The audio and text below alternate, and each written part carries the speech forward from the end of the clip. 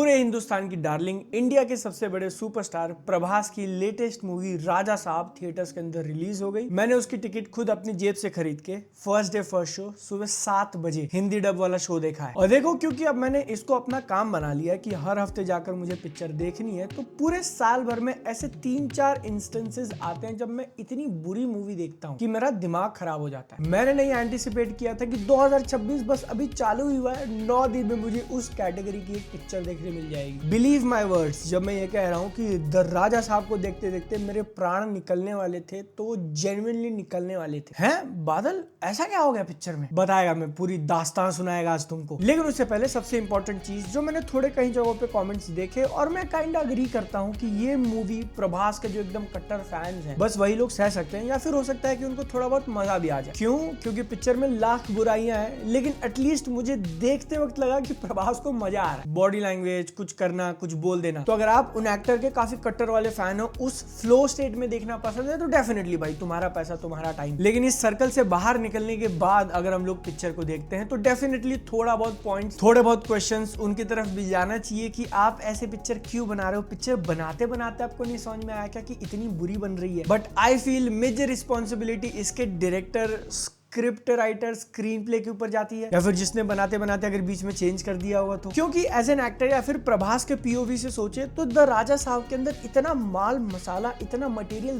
दिख रहा था कि इतना बड़ा सुपरस्टार कन्विंस हो जाए भाई हाँ ये पिक्चर बनाते हैं, अच्छी बन सकती है। मूवी की कहानी अब मैं जो यूजुअली थोड़ा ऊपर ऊपर से बताता हूँ ताकि स्पॉयलर्स पे ना जाऊं, वो नहीं करने वाला। थोड़ा डीप में जाएंगे हम लोग, या हम आके स्पॉयलर्स एक्सपेक्ट कर लेना तुम, बट शुड यू केयर?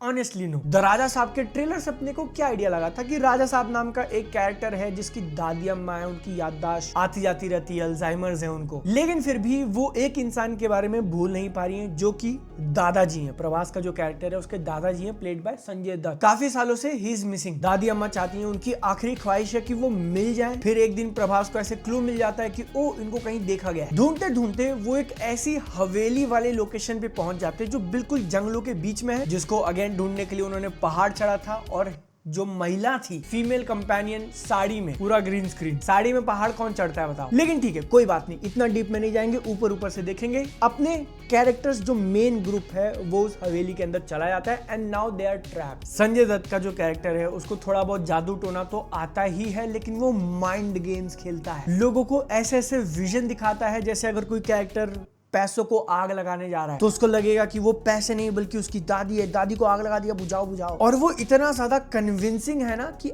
आप रियलिटी भूल जाते हो आप एग्जैक्टली है कहां पे, दादी के सामने या पैसों के सामने। ये इकलौता पॉइंट था पूरी पिक्चर में जहां पर मुझे थोड़ा लगा कि हाँ मैं एक मूवी देख रहा हूं और मुझे थोड़ा बहुत मजा आ रहा है, just this one single scene. और ये जो पूरा माइंड कर देने वाला कॉन्सेप्ट है ना कि आप जगह पे खड़े हो हवेली के अंदर और वहीं पर पानी भर जाएगा, उसमें से मगरमच्छ आएगा, रेत भर जाएगी, आप उसके अंदर दब जाओगे। एक्चुअली अगर वो लोग इस टॉपिक के अराउंड पूरी पिक्चर बनाने जाते ना तो एक काफी फैसिनेटिंग मूवी बन सकती थी। लेकिन तुमको सबसे बड़ी प्रॉब्लम बताऊं पिक्चर की क्या है? मैंने जितनी कहानी बताई ना वो मेजॉरिटी ट्रेलर के अंदर दिखाई थी, और जो लेटेस्ट ट्रेलर आया था अभी 4-5 दिनों पहले, तो मेरा वीडियो जाके देख सकते हो। मैंने उसके अंदर कहा था कि मुझे ये चीज काफी अच्छी लगी कि उन्होंने संजय दत्त वर्सेस प्रभास का कैरेक्टर पूरा ट्रेलर में दिखा दिया, और मैं वही एक्सपेक्ट करके जा रहा हूं कि आप दिखाओगे। तुम गैस करना चाहोगे कि उन्होंने ये चीज दिखाई कब है? लास्ट के 20 मिनट में। मैंने जो कहा ना कि इकलौता सीन जो मुझे पसंद आया वो भी दिखाया कब है?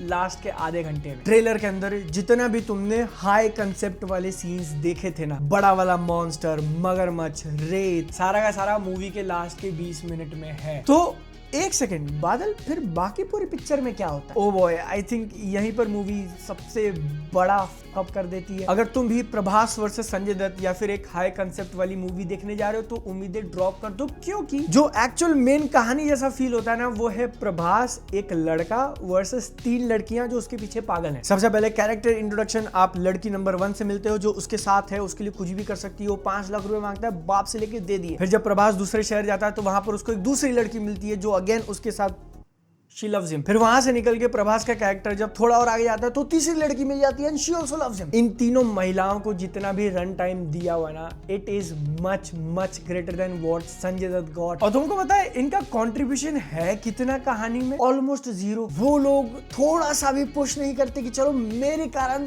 कुछ एक ट्विस्ट आ गया, कुछ हो गया ना। लास्ट के आधे घंटे में तो तीनों की तीनों गायब है, देखते ही नहीं हो तुम उनको। प्रभास की जो कल की मूवी आई थी उसको लेके भी कुछ एक सिमिलर कंप्लेन जैसा फील हो रहा था कि प्रभास और दिशा पटानी का जो पूरा लव ट्रैक है वो उतना इंपॉर्टेंट फील नहीं होता, उतना एंगेजिंग फील नहीं होता। ऑल्दो वो स्टोरी में जरूर रोल प्ले करता है प्रभास को उस दुनिया के अंदर ले जाना, वहां की पूरी चीजें दिखाने के लिए, तो इसलिए आप उसको वहां पे कट नहीं कर सकते थे। बट यहाँ पे you can literally remove everything. Movie का जब इंटरवल होता है ना तो मैं सोच रहा था ओके मे बी इस बार भी वैसा सेम केस हो कि अब तक 1.5 घंटे की पिक्चर में हम लोग सिर्फ सेटअप देख रहे हैं, अब फाइनली संजय दत्त और प्रभास आमने सामने आए हुए हैं, लव स्टोरियां पीछे चल जाएंगी, ये दोनों का बैटल विट देखने मिलेगा। पहले पोस्टर, पहले टीजर में जो प्रभास का एक ओल्ड वाला लुक उन्होंने टीज किया हुआ था, उसकी क्या मिस्ट्री है? क्या वो इस घर के अंदर इतने टाइम तक रहने वाला है कि बूढ़ा हो गया? I can not wait for the second part.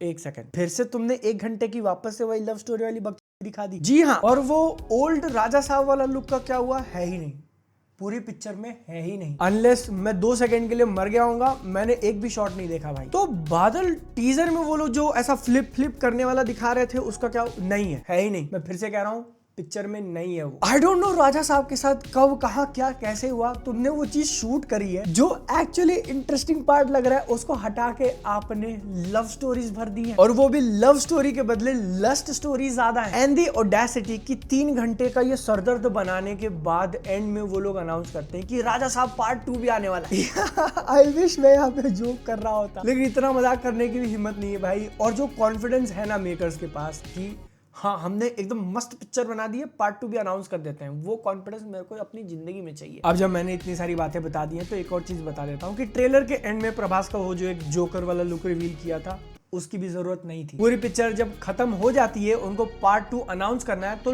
Last के लिटरल 5-10 सेकंड के लिए है वो। जितना तुमने ट्रेलर में देखा था बस उतना ही। मैं यहाँ पर एक जेन्युइन थैंक्स कहना चाहूंगा विशाल फ्रॉम सोशल को। पहला हाफ मैंने जैसे तैसे सर्वाइव कर दिया, सेकंड हाफ में जब फिर से वो लव स्टोरीज वाली दिखाने लगा, मैं लिटरली भाई आंखें मेरी ऐसे हो रही है, मैं अपने आप को जगा के रखने की कोशिश कर रहा हूँ कि नहीं पिक्चर देख, इंपॉर्टेंट है। फिर एकदम से मेरा मोबाइल ऐसा जलता है, मैंने देखा ओके मैसेज आया हुआ, वहां जाके मेरी नींद नहीं लगी। वरना कंडीशन होता है ना कि इंसान जब ठंडी के मारे अगर आंख बंद कर देता तो खत्म हो जाएगा, वो हो रहा था मेरे साथ। विशाल का मैसेज आया, मैंने देखा, मैंने बोला रुको यार 1 सेकंड मुझे फोन चला लेने दो वरना मैं जिंदा नहीं बचूंगा। और मैं सीरियसली कॉन्टेम्पलेट किए जा रहा हूँ कि क्या पिक्चर छोड़ के चला जाऊं। मैंने स्टोरी भी लगाई इंस्टाग्राम पे, उसके रिप्लाई में तुम कहते हो सालो तेरा काम है, तुझे देखना पड़ेगा पूरा। जैसे तैसे खत्म किया मैंने, और पिक्चर एंड जो है ना एकदम एपिक नोट पे होने की कोशिश करती है। बड़ा लाउड म्यूजिक, बढ़िया वाला एक्शन सीक्वेंस डाल देते हैं कि तुम्हारे कैरेक्टर के पास सुपर पावर्स आ गई हैं। बट ऑनेस्टली पूरी मूवी इतनी ज्यादा नीचे है ना। The only thing I cared इसके एंड में कि भैया पिक्चर खत्म हुई, मेरी जान छूटी है, मुझे बाहर निकलना है। और सच बता रहा हूँ राजा साहब को देखते देखते मुझे ऐसा फील हुआ कि मे भी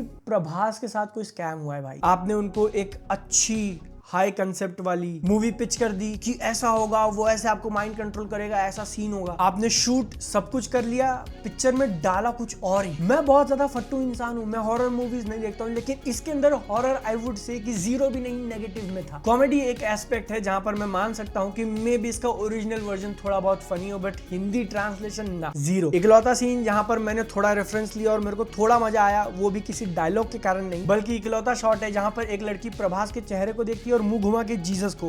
I got that reference। सबसे पहला फुटेज लोगों ने देखकर कंप्लेंट मारा था कि इसका VFX उतना अच्छा नहीं लग रहा। VFX उन्होंने इंप्रूव कर लिया भाई। It's not best but it's not bad। VFX ठीक करने में इतना ज्यादा मग्न हो गए कि पिक्चर की मार के रख दी। I just wish कि लास्ट के आधे घंटे में जो दिखा है वो अगर पूरी मूवी होती तो बहुत ज्यादा बेटर होता, लेकिन कोई बात नहीं। अब मैं जब ट्रैवल कर ही चुका हूँ तो डायरेक्टर का एड्रेस क्या था भाई?